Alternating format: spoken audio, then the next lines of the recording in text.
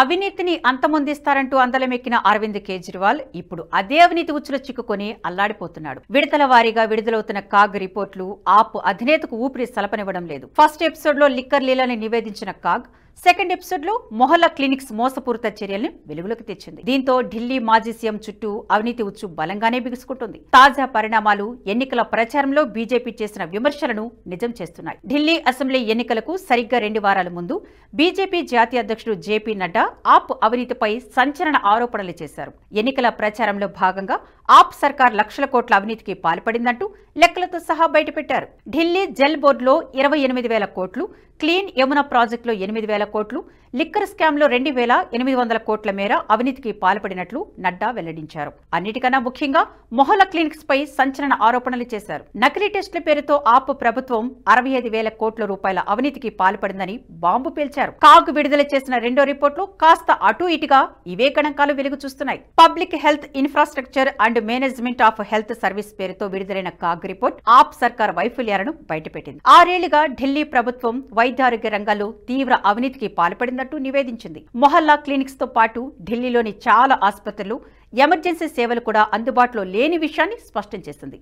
మొహల్లా clinics లో ఐసీయూల మాట దేవుడెరుగు, కనీసం టాయిలెట్లకు కూడా దిక్కులేదంటూ మొట్టికాయలు వేసింది. ఆప్ ప్రభుత్వం ఆరోగ్య భద్రతను గాలి కుదిలేసిందని, రోగులకు కావలసిన కనీస వసతులను కల్పించలేదని నివేదించింది. మొహల్లా క్లినిక్లతో అప్పట్లో ఆప్ చేసిన హడావడి అంతా ఇంత కాదు. కాగ్ నివేదికతో మొహల్లా వెనుక మోసాలు వెలుగు చూశాయి. 1000కి పైగా క్లినిక్స్ ఏర్పాటు చేస్తామని బేరాలు పలికిన అరవింద్ కేజ్రీవాల్ 2023 నాటికి సగం మాత్రమే పూర్తి చేశారు. తాజాగా కాగ్ నివేదికతో ఆ సగం క్లినిక్స్ ను పట్టించుకోలేదని స్పష్టమవుతుంది. మొహల్లా క్లినిక్స్ తో పాటు ఆయుష్ డిస్పెన్సరీలను కూడా ఆప్ ప్రభుత్వం గాలికి వదిలేసినట్లు కాగ్ లెక్కలు స్పష్టం చేస్తున్నాయి. ఆప్ అవినీతి బాగోతాన్ని కాగ్ నివేదికలు బలోపేతం చేస్తుండటంతో బీజేపీ నేతలు విమర్శలకు పదును పెట్టారు. ఇప్పటికే ఎక్సైజ్ పాలసీపై కాగ్ విడుదల చేసిన నివేదిక రాజకీయ దుమారం రేపుతుంది. ఈ నివేదికను ఢిల్లీ సీఎం రేఖా గుప్తా అసెంబ్లీలో ప్రవేశపెట్టిన తర్వాత అధికార విపక్ష పార్టీల మధ్య పెద్ద యుద్ధమే జరిగింది. చివరకు కాగ్ ఎక్సైజ్ పాలసీ నివేదికను స్పీకర్ విజేందర్ గుప్తా అధ్యయనం పబ్లిక్ అకౌంట్స్ కమిటీకి పంపారు. పీఎస్సీ రిపోర్టు చేతికి అందగానే కేజ్రీవాల్ పై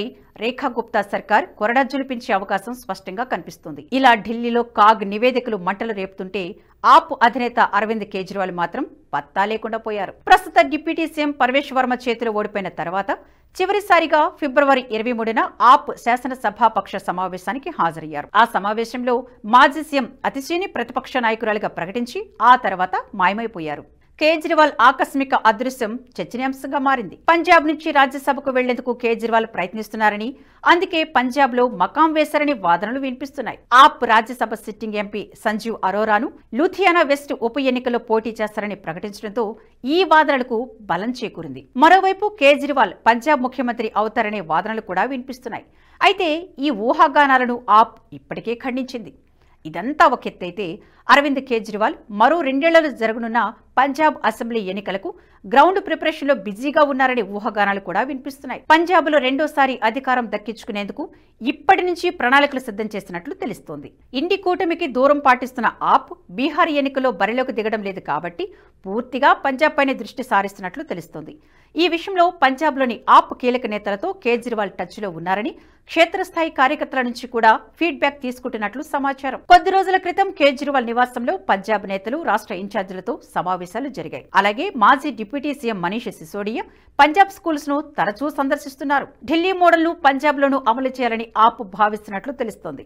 అటు కేజ్రీవాల్ కూడా పార్టీలో అంతర్గత విభేదాలపై దృష్టి సారించినట్లు తెలుస్తోంది. సీఎం పీఠం భగవంత్ మాన్ చేతిలోనే ఉంటుందని, పార్టీ కమాండ్ మాత్రం తన ఆధ్వర్యంలో నడుస్తుందన్న సంకేతాలిచ్చారు కేజ్రీవాల్. దీనికి తగినట్లుగా ఆప్లో సంస్థాగత మార్పులు జరగనున్నాయని వాదన వినిపిస్తుంది. ఈ చర్యలన్నీ చూస్తుంటే ఇప్పటికే ఆప్ పంజాబ్ పై ఫోకస్ పెట్టినట్లు స్పష్టమవుతుంది. అయితే ఈసారి పంజాబ్ లో గెలుపుపై ఆప్ వర్గాల్లోనే అనుమానాలు వ్యక్తమవుతున్నాయి. పంజాబ్ లో డ్రగ్స్ రవాణా, అవినీతి మునిపెన్నడూ లేనంతగా బుసలు కొడుతుంది. డ్రగ్స్ మాఫియా దశాబ్దాల నుండి పంజాబ్ ను పట్టిపీడిస్తోంది. ఖలిస్తానీ, పాకిస్తానీ టెర్రరిస్టుల మద్దతుతో మాదక ద్రవ్యాల సరఫరా యథేచ్ఛగా జరుగుతోంది. పంజాబ్ యువత డ్రగ్స్ బానిసలుగా మారుతున్నారు. కనీసం ఆప్ సర్కార్ ఏర్పడిన తర్వాతైనా డ్రగ్స్ మాఫియాకు అడ్డుకట్ట పడుతుందని భావించినా ఎలాంటి ప్రయోజనం లేకుండా పోయింది.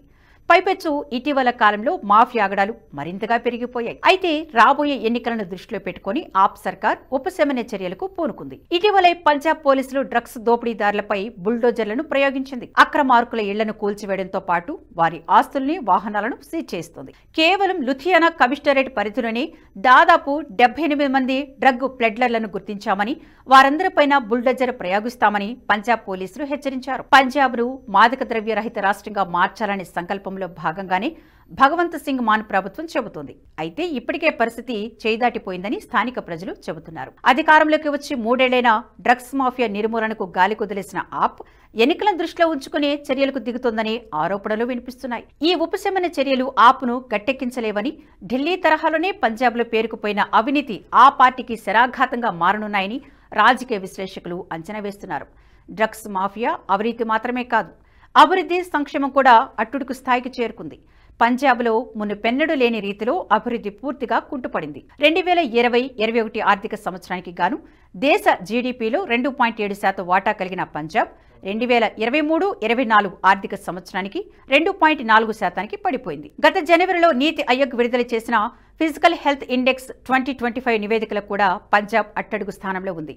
67.8% స్కోరు సాధించి ఒడిశా టాప్లో నిలవగా 10.7% స్కోరుతో పంజాబ్ చివరి స్థానంలో నిలిచింది. వ్యయ నాణ్యత, ఆర్థిక వివేకం, రుణ సూచిక, రెవెన్యూ సమీకరణ, రుణ స్థిరత్వం ఇలా ప్రతి అంశంలోనూ పంజాబ్ చివరి స్థానికే పరిమితమైంది. అంతేకాదు కేరళ, పశ్చిమ బెంగాల్ వంటి రాష్ట్రాలతో పాటు పంజాబ్ కూడా గత 9 ఏళ్లుగా తీవ్రమైన ఆర్థిక సవాళ్లను ఎదుర్కొంటున్నట్లు ఫిజికల్ హెల్త్ ఇండెక్స్ తెలిపింది.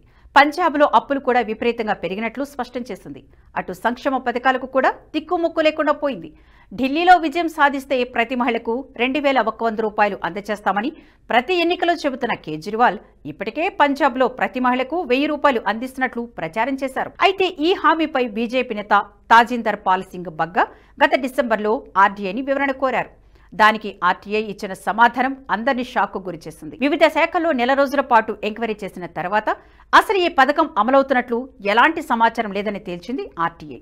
దీనిని బట్టి సంక్షేమ పథకాల పరిస్థితి ఎలా ఉందో అర్థం చేసుకోవచ్చు. సంక్షేమ పరంగా, ఆర్థిక పరంగా పంజాబ్ పూర్తిగా చితికిపోయిందని చెప్పడానికి ఈ గణాంకాలే సాక్ష్యం. వీటికి తోడు అవినీతి, డ్రగ్స్ మాఫియాతో ఆప్కు ఆపసోపాలు తప్పవంటున్నారు రాజకీయ విశ్లేషకులు.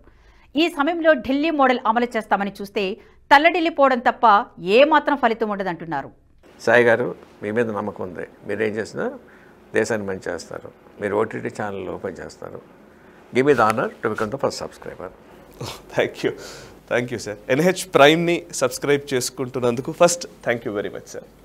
ఈ వీడియో మీకు నచ్చినట్టయితే లైక్ చేయండి, 10 మందికి షేర్ చేయండి. అలాగే కామెంట్ల రూపంలో మీ అభిప్రాయాలను మాతో పంచుకోండి. Nationalist hub group of channels ను సబ్స్క్రైబ్ చేసుకుని తెలుగునాట జాతీయవాద జర్నలిజాన్ని ప్రోత్సహించండి. ఈ వీడియో కింద ఉన్న బెల్ ఐకాన్ పై క్లిక్ చేయడం మర్చిపోవద్దు.